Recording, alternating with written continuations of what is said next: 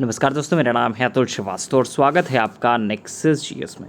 समीक्षा अधिकारी का टेस्ट नंबर है 26 और इसके पहले 25 टेस्ट जो है समीक्षा अधिकारी के हो चुके हैं। अगर आप लोग चाहें तो उन टेस्ट को भी अटेम्प्ट कर सकते हैं।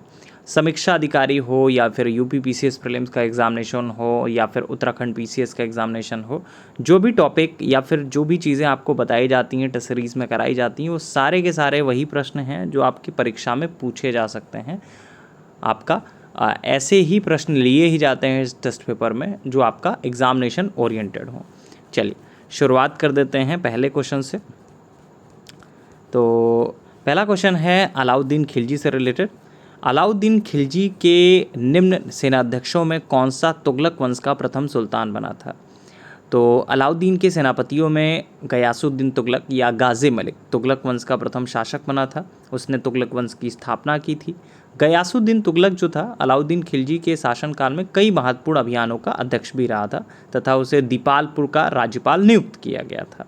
करीब 29 ऐसे अवसर पड़े जब उसने मंगोलों के विरुद्ध युद्ध किया, उन्हें भारत से बाहर खदेड़ा, इसीलिए वह मालिक उल गाजी के नाम से प्रसिद्ध हुआ। खुसरो शाह को समाप्त करके उसने दिल्ली के सिंहासन पर अधिकार कर लिया तथा 8 सितंबर 1320 को सुल्तान बना। इसका एक नाम गाजी बेग तुगलक या गाजी तुगलक भी था और इसी कारण इतिहास में उसके उत्तराधिकारियों को भी तुगलक पुकारा जाने लगा और उसका वंश जो है तुगलक वंश कहलाया था। तो अलाउद्दीन खिलजी के निम्न सेनाध्यक्षों में कौन सा तुगलक वंश का प्रथम सुल्तान बना था? तो गाजी मलिक बना था। गाजी मलिक किस वंश का था? तो ऑब्वियस सी बात है तुगलक वंश का था। नेक्स्ट है, कृषि को समन्वित करने के लिए नहर खुदवाने के संदर्भ में 13वीं शताब्दी का निम्नलिखित में पहला शासक होने का श्रेय किसे दिया जाता है? तो तुगलक वंश की जो स्थापना है गयासुद्दीन तुगलक ने की थी। गयासुद्दीन तुगलक ने कृषकों की स्थिति में सुधार के लिए अनेक प्रयास भी किए। उसने मुकद्दम तथा खूतों को उनके पुराने अधिकार लौटा दिए। गयासुद्दीन ने लगान निश्चित करने में बटाई का प्रयोग फिर से प्रारंभ कर दिया, ऋणों की वसूली को बंद करवा दिया, भू राजस्व की दर को 1/3 कर दिया तथा सिंचाई के लिए नहरों का निर्माण कराया। सिंचाई हेतु नहर निर्माण कराने वाला गयासुद्दीन जो है वो पहला शासक था। तो कृषि को समन्वित करने के लिए नहर खुदवाने के संदर्भ में 13वीं शताब्दी का निम्नलिखित में पहला शासक होने का श्रेय किसे जाता है? तो ऑब्वियस सी बात है गयासुद्दीन तुगलक को जाता है। नेक्स्ट, दिल्ली सल्तनत का सर्वाधिक विद्वान शासक जो खगोल शास्त्र, गणित और आर्य विज्ञान सहित अनेक विद्वान विधाओं में माहिर था, तो आपका मोहम्मद बिन तुगलक था। नेक्स्ट है, मोहम्मद बिन तुगलक अपनी राजधानी दिल्ली से कहाँ ले गया था? तो अपनी राजधानी दिल्ली से दौलताबाद ले गया था। तो मोहम्मद जो तुगलक था उसके प्रयोगों में सबसे महत्वपूर्ण यही था, राजधानी दिल्ली से दौलताबाद या देवगिरी ले जाना।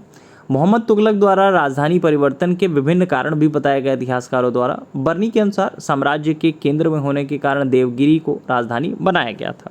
बहुत पूछा गया है ये प्रश्न। नेक्स्ट है, भारत में सर्वप्रथम सांकेतिक मुद्रा का प्रचलन किसने किया था? तो सांकेतिक मुद्रा का प्रचलन जो है मोहम्मद बिन तुगलक ने ही किया था।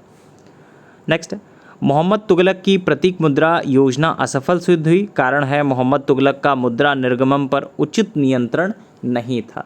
देखिए इस तरह के प्रश्न भी अब आपकी एग्जामिनेशन में जो है वो लगातार पूछे जा रहे हैं, कथन और कारण वाले।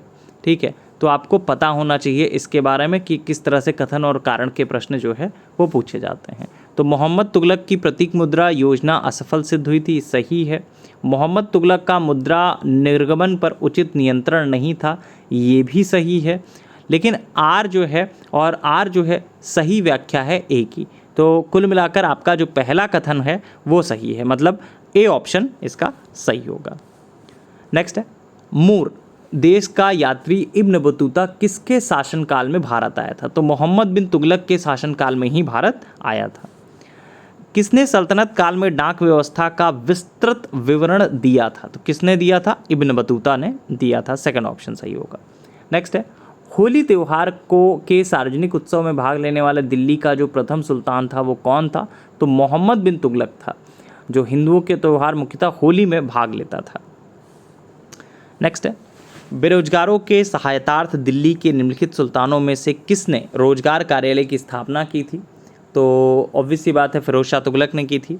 नेक्स्ट है, सर्वप्रथम लोक निर्माण विभाग या फिर कभी कभी PWD लिख के आ जाता है, तो सर्वप्रथम लोक निर्माण विभाग या PWD की स्थापना किसने की थी? फिरोज शाह तुगलक ने की थी।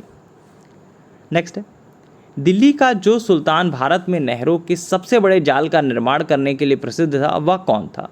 तो ये भी आपका फिरोज शाह तुगलक ही था। फिरोज तुगलक का जो शासनकाल है भारत में नहरों के सबसे बड़े जाल का निर्माण कराने के लिए प्रसिद्ध रहा है। सिंचाई की सुविधा के लिए उसने 5 बड़ी नहरों का निर्माण कराया। फिरोज तुगलक जो है उलेमा वर्ग की स्वीकृति के पश्चात हक ए सरब नामक सिंचाई कर लगाने वाला दिल्ली का प्रथम सुल्तान था। उन किसानों को जो सिंचाई के लिए शाही नहरों का प्रयोग में लाते थे, अपनी पैदावार का 1/10 भाग सरकार को देना पड़ता था। तो अगर पूछा गया कि दिल्ली का जो सुल्तान भारत में नहरों की सबसे बड़ी जाल का निर्माण करने के लिए प्रसिद्ध था तो वो कौन था? तो फिरोज शाह तुगलक था। हक ए सरब अथवा सिंचाई कर लगाने वाला दिल्ली का प्रथम सुल्तान कौन था? तो ये आपका फिरोज तुगलक था। दिल्ली के किस सुल्तान ने ब्राह्मणों पर भी जजिया लगाया था? तो फिरोज तुगलक द्वारा ब्राह्मणों पर भी जजिया लगाया गया था और उस समय तक ब्राह्मण जो है इस कर से मुक्त रखे गए थे। फिरोज के इस कदम के विरुद्ध दिल्ली के ब्राह्मणों ने भूख हड़ताल भी की थी और अंत में हुआ ये कि दिल्ली के जो अन्य हिंदू थे इन्होंने ब्राह्मणों के हिस्से का जजिया स्वयं लेने का निर्णय लिया था। तो दिल्ली के किस सुल्तान ने ब्राह्मणों पर भी जजिया लगाया था? तो ऑब्वियस सी बात है फिरोज तुगलक ने लगाया था। नेक्स्ट है, दिल्ली सल्तनत के तुगलक राजवंश का अंतिम शासक निम्नलिखित में से कौन था? नासिर उद दीन महमूद ये आपका अंतिम शासक था। तो ये रहा समीक्षा अधिकारी का टेस्ट नंबर 26 और इसके पहले भी 25 टेस्ट अपलोड किए जा चुके हैं।